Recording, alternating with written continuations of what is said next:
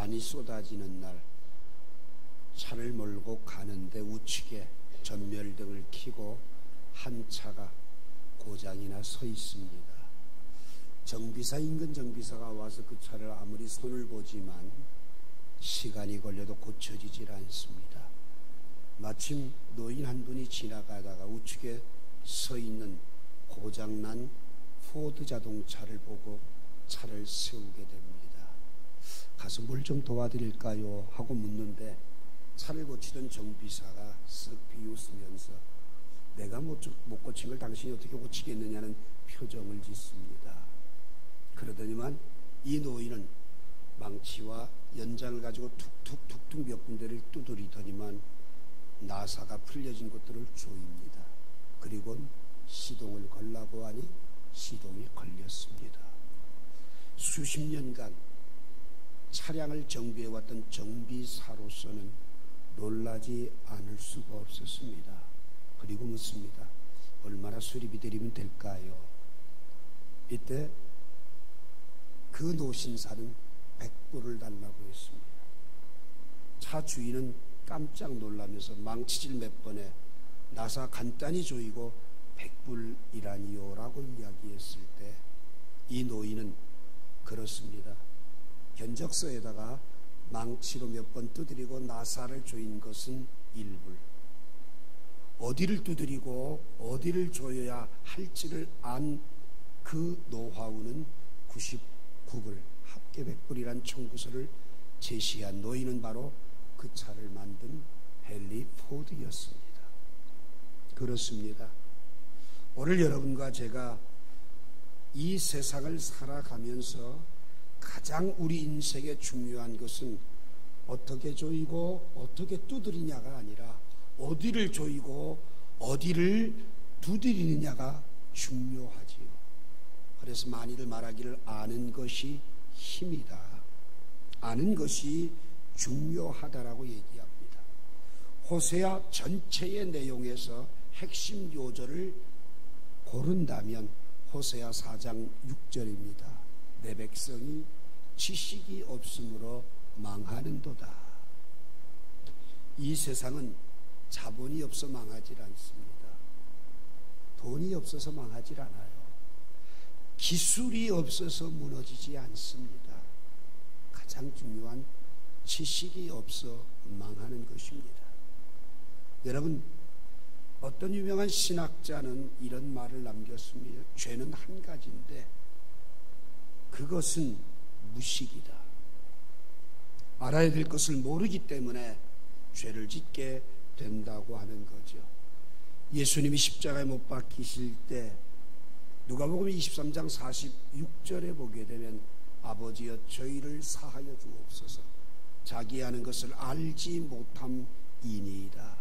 알지 못하는 것 때문에 십자가에 못 박는 그 무리들을 위한 기도를 하셨던 것을 우리는 보게 됩니다.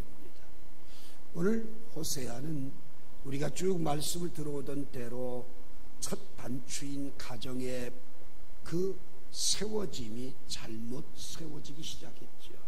물론 하나님의 명령에 의한 거지만 결국 그 가정은 불안했지만 얼마 못 가 파탄에 이르고 맙니다.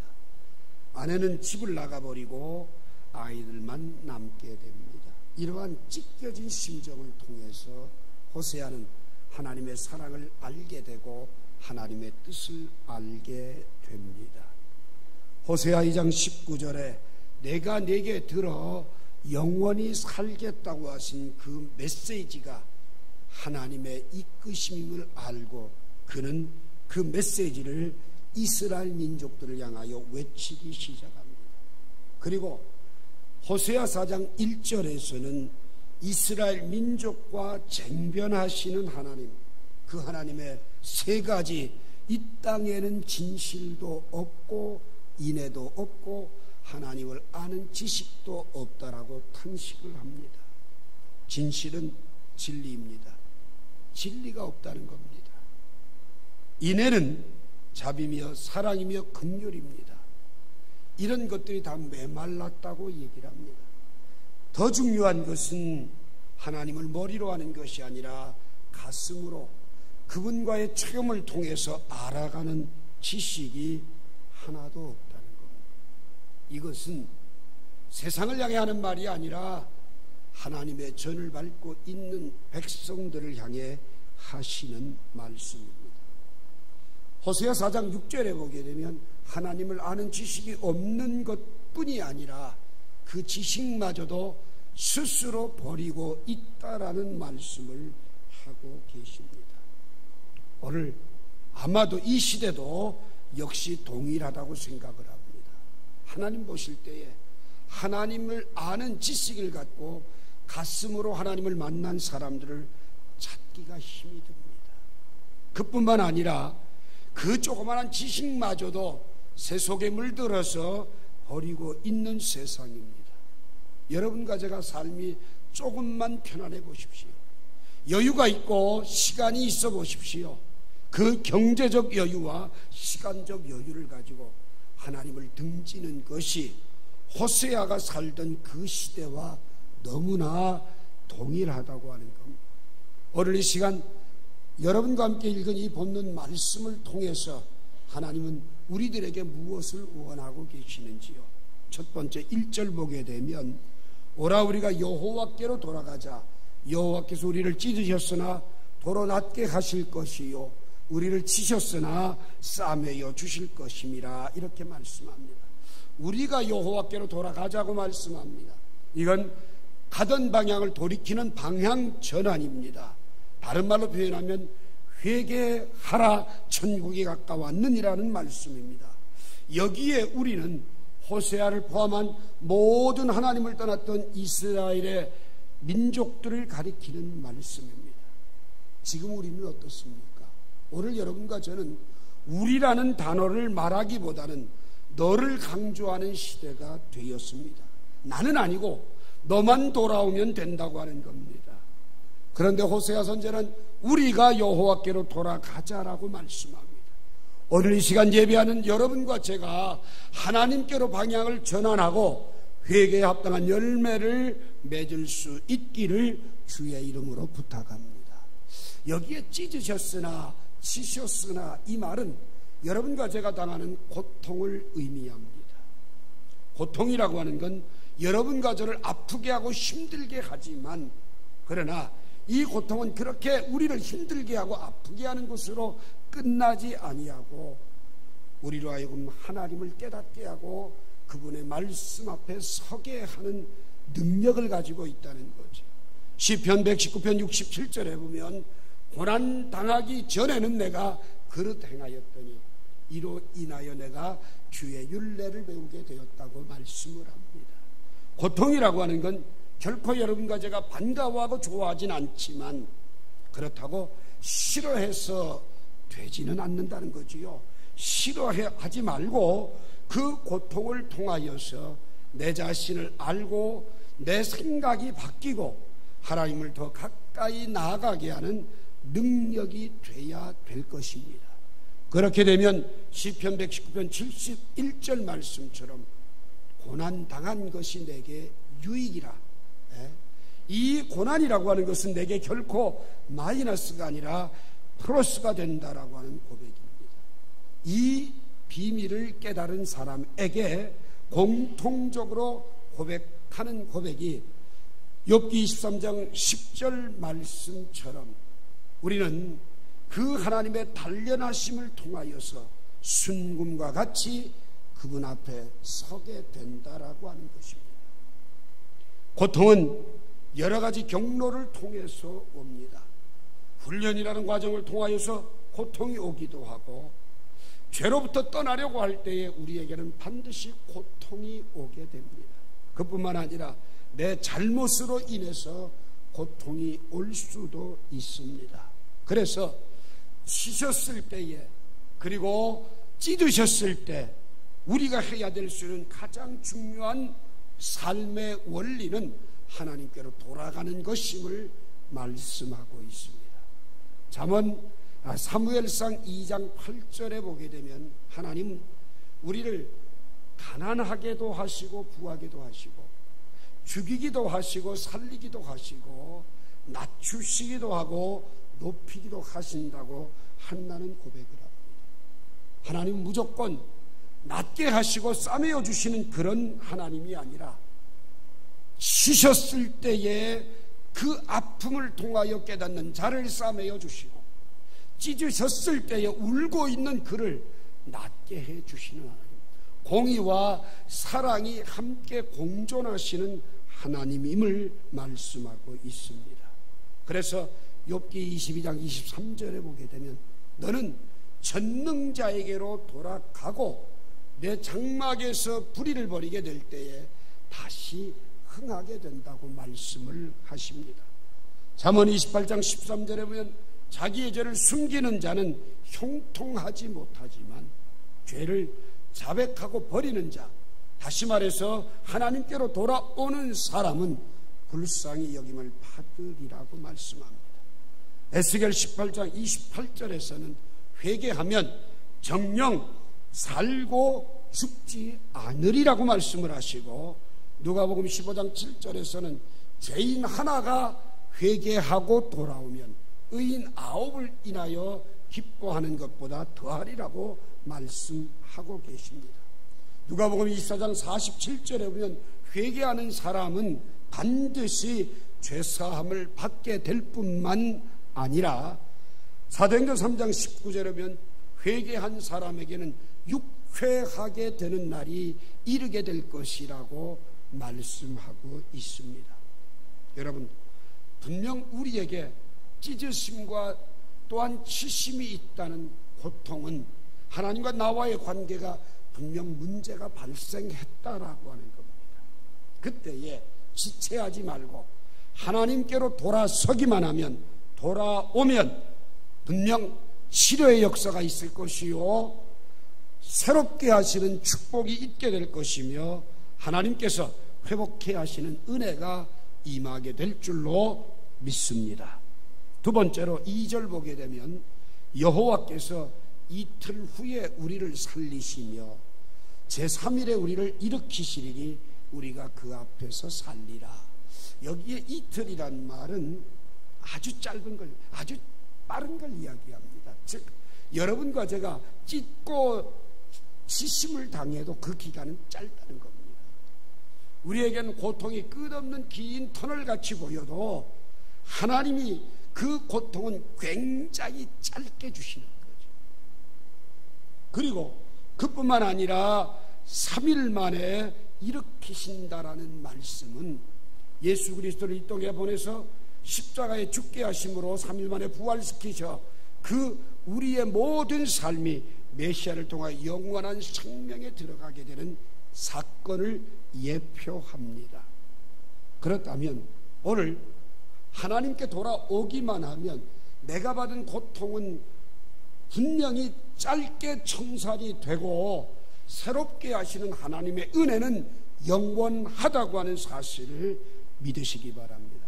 중요한 것은 잘못했을 때 깨닫고 솔직하게 내 모든 것들을 자백하는 것입니다.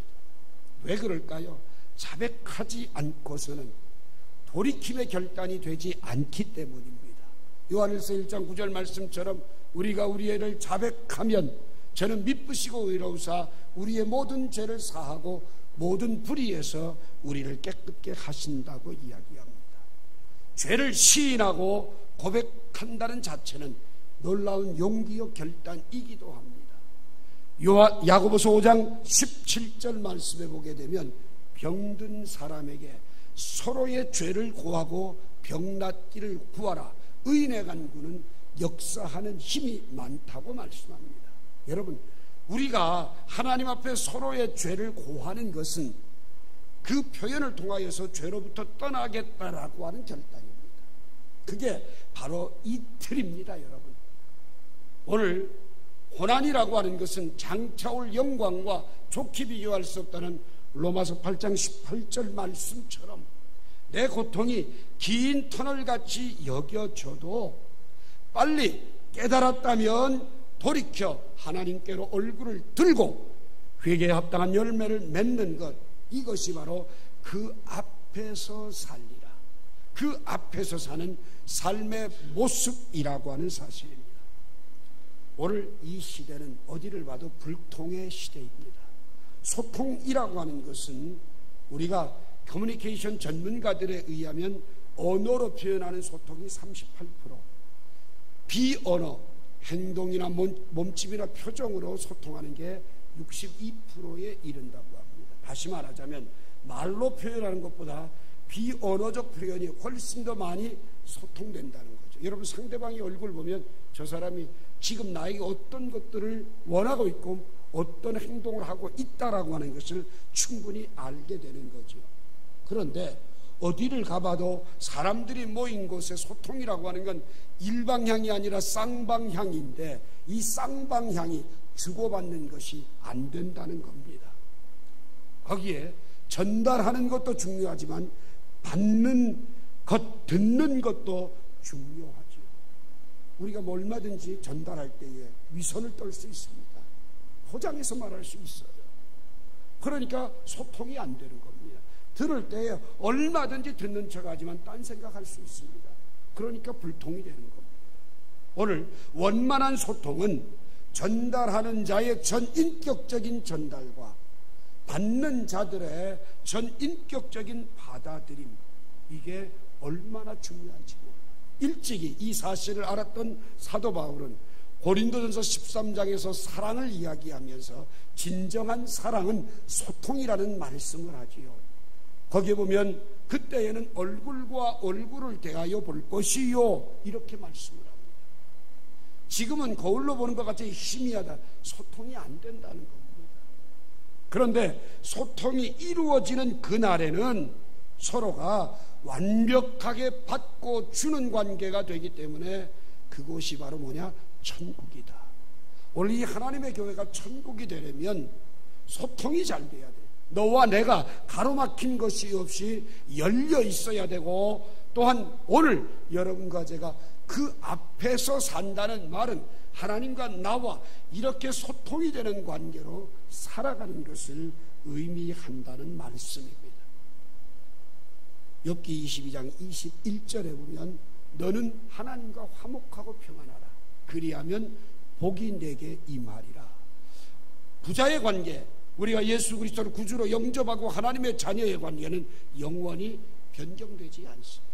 그러나 부모와 자녀 관계가 법적인 관계를 유지할지라도 서로 소통이 되어서 화목한 관계와 평안한 관계까지 간다고 하면 거기는 굉장히 행복한 가정이 됩니다.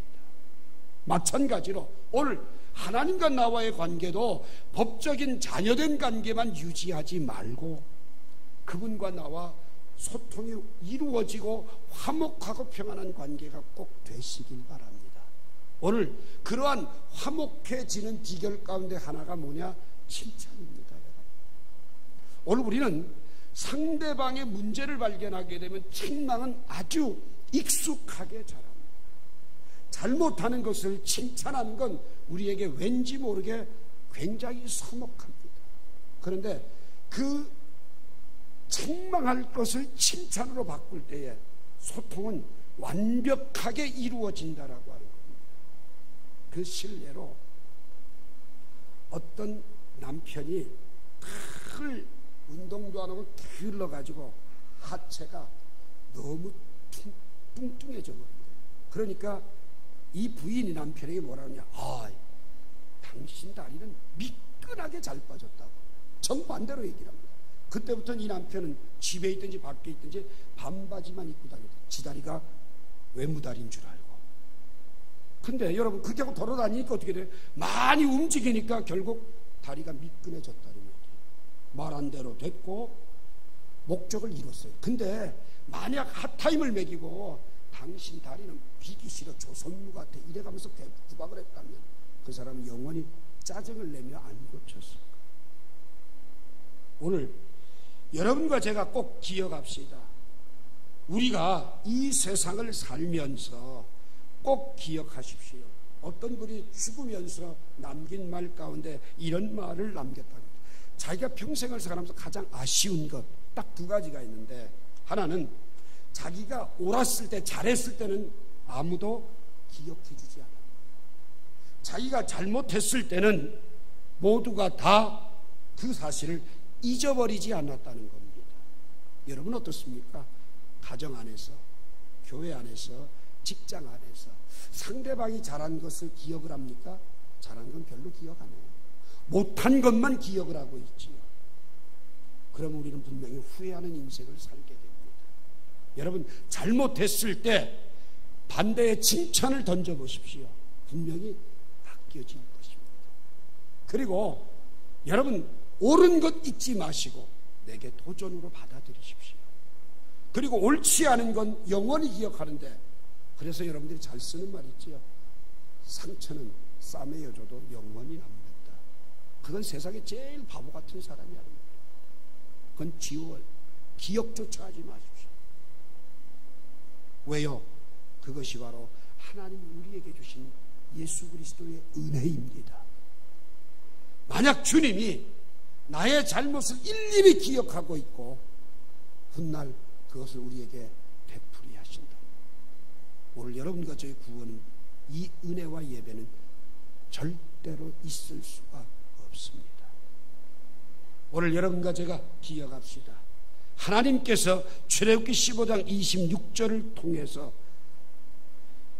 이르시되 너희가 너희 하나님 나 여호와의 말을 들어 순종하고 내가 보기에 의를 행하면 내 계명에 귀를 기울이며 내 모든 규례를 지키면 내가 애굽 사람에게 내린 모든 질병 중 하나도 너희에게 내리지 아니하리니 나는 너희를 치료하는 여호와입니다. 하나님은 분명히 우리를 치료하기를 원하고 3일 만에 일으키시기를 원하시는 하나님이십니다. 그렇다면 오늘 내 아픔 속에서, 고통 속에서 어떻게 해야 됩니까? 내 죄를 자백하고 그분 앞에서 사는 소통 있는 삶을 살아갈 수 있기를 주의 이름으로 부탁합니다. 누가복음 15장 11절 이하에 보게 되면 탕자가 집으로 돌아오자마자 아버지는 잔치를 벌이고 아들을 맞이해 줍니다. 며칠 지나서 날 잡아 잔치하겠다고 하질 않습니다. 그건 사랑이 아니지요.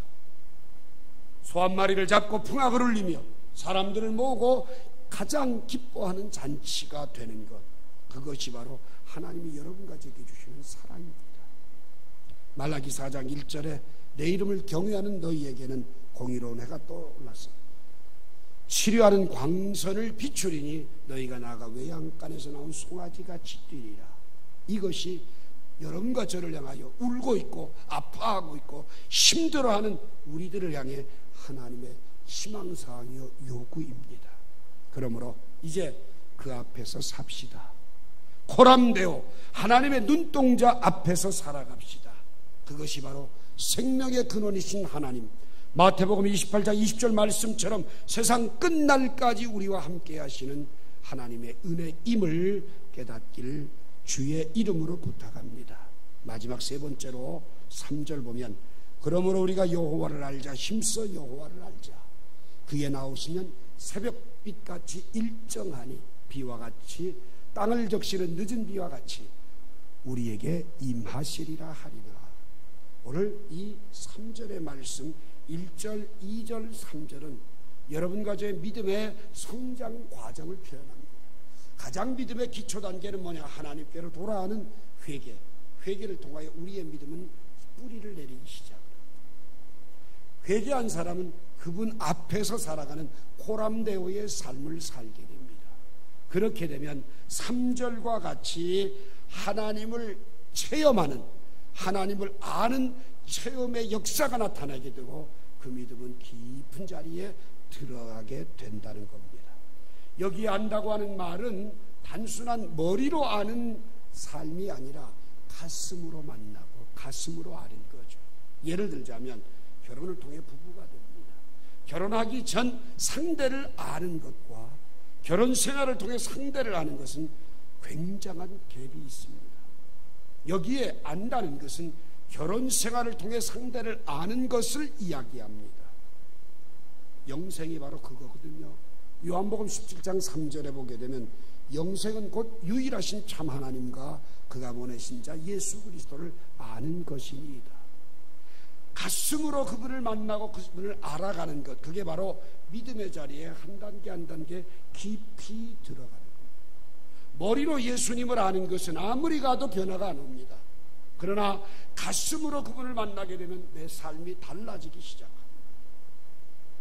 에베소 4장 13절에 보게 되면 우리는 다 하나님의 아들을 믿는 것과 아는 일에 하나가 되어 온전한 사람을 이루어 그리스도의 장성한 분량이 충만한 데까지 이르리라. 여러분, 믿는 것과 아는 것은 하나입니다. 진정한 믿음은 가슴으로 그분을 만나는 겁니다. 그래야만 내가 온전한 사람이 됩니다. 그리고 성장해 자라서 하나님이 원하는 그리스도의 장성한 분량에까지 도달하게 된다고 하는 겁니다. 오늘 여러분, 우리가 이 세상을 살면서 가끔 자녀들을 키우다 보면 자녀들이 곁길로 갈 때에 야단을 칩니다. 그래도 안 되면 매를 들어 때립니다.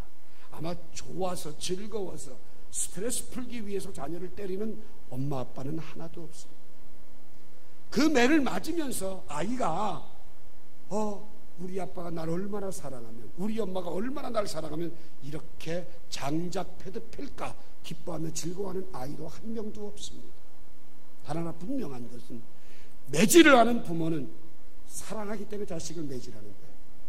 매를 맞는 자녀는 그것이 하나님의 사랑이 아니라 분노를 일으키고 있다는 거죠.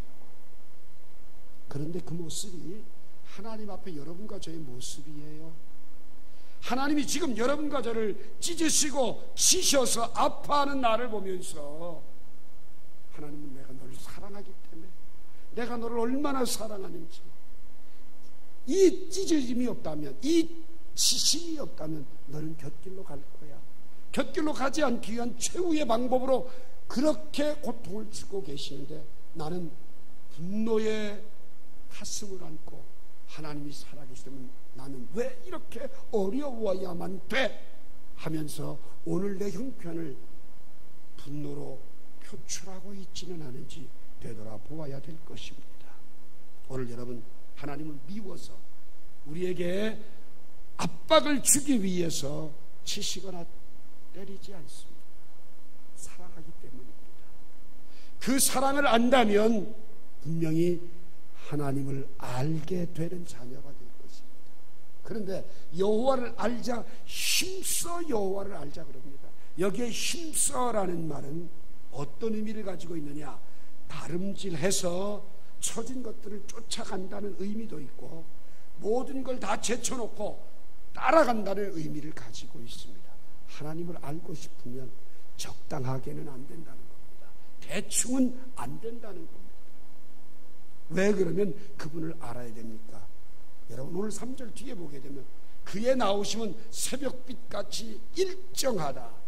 여러분 한번 일출을 보십시오. 캄캄하게 어두웠던 곳에 갑자기 밝아집니다. 그리고 그 빛은요 1년 365일 동일하게 우리에게 비춰지고 있습니다. 변함이 없으신 하나님이죠. 내가 목숨을 걸고 직장생활에 올인한다고 할지라도 그 직장은 나에게 영원한 보장을 주지 않습니다.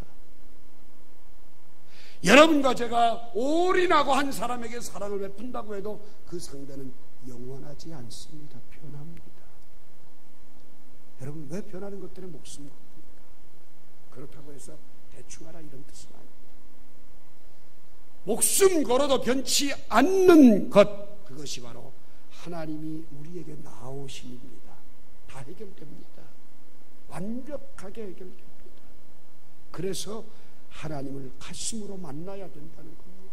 하나님을 아는 일에 최선의 땀을 흘려야 될 이유, 모든 걸 다 제쳐놓고 하나님을 알아야 될 이유가 바로 새벽빛 같기 때문입니다. 그뿐만 아니라 이른 비와 늦은 비로, 여러분 뭐예요? 이건 때를 따라 가장 그분이, 나를 만드신 그분이 가장 잘 아시기에 가장 적당한 때에 우리에게 주신다라고 하는 겁니다. 현 시점에서 여러분과 제가 알아야 될 게 뭘까요? 내 상태입니다.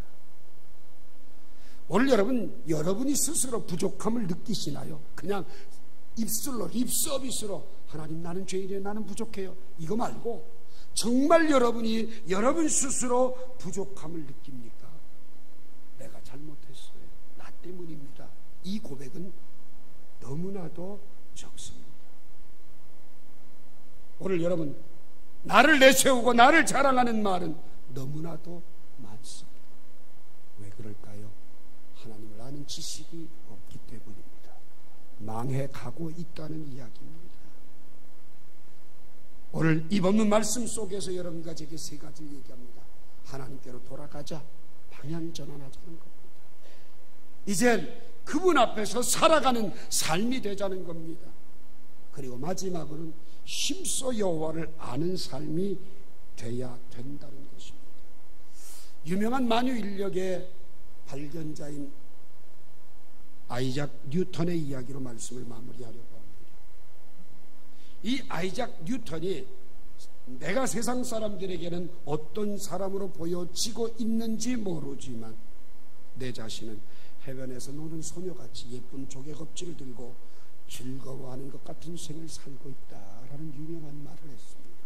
그런데 노년의 기억상실증에 걸리면서 그는 모든 만각 속에 자기를 던져버려서 자기 이름도 몰랐고 몇 살인지도 몰랐고 또한 그가 그렇게 많은 깨우침을 주었던 학문도 다 몰랐습니다. 너무 답답한 제자들이 뉴턴을 찾아가서 도대체 선생님 아는 것이 뭐가 있습니까? 기억상실증에 걸리는 뉴턴에게 당신이 알고 있는 게 도대체 뭡니까? 라고 묻는 제자들에게 내가 아는 딱 두 가지. 하나는 내가 죄인인 것과 두 번째 예수 그리스도가 내 구주라고 하는 것이다. 여러분 아멘입니까? 그래요. 오늘 여러분과 제가 정말 다른 건 다 몰라도 내 삶이 어떻고 내가 무엇이 문제고 중요하지만 그것보다 모든 내가 가지고 있는 걸 다 잃어버린다 할지라도 두 가지.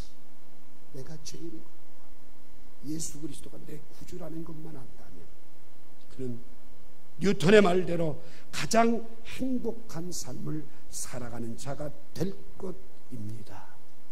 오늘 하나님께로 돌아갑시다. 이제 그분 앞에서 삽시다. 지금 대충 하지 말고 힘써 여호와를 아는 여러분과 제가 되길 주의 이름으로 축원합니다. 기도합시다.